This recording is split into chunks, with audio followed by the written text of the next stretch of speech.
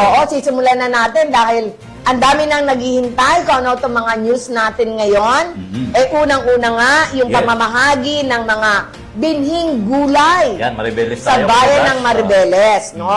Ito ay pinangunahan ni Sabi. Mayor AJ Concepcion kasama ang mga taga-Department of Agriculture at saka yung Municipal Agriculture nila, office nila sa kanilang bayan, no?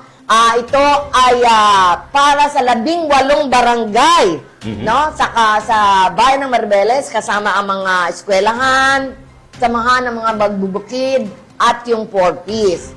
Ayon kay Mayor AJ, layunin ng pamamahaging ito ng mga binhi, no? Na itatanim siyempre pag ibinigay. O dahil meron na silang yan, parang ano na eh, Tama ba? seedlings na. Sprout ba? Sprout na, no?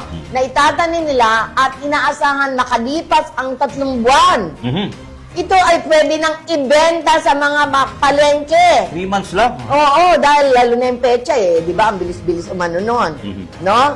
Ibebenta sa mga palengke sa bayan ng Maribeles at maging sa ilang barangay, no? Kung saan kasama dito ang barangay Mountain View sa panguna ni Barangay Captain Amorsolo Santos. Okay. Pinasalamatan ni Mayor AJ Concepcion ang Department of Agriculture, maging ang MAO o Municipal Agriculture Office, no, sa nasabing proyekto. Maganda yun, di ba?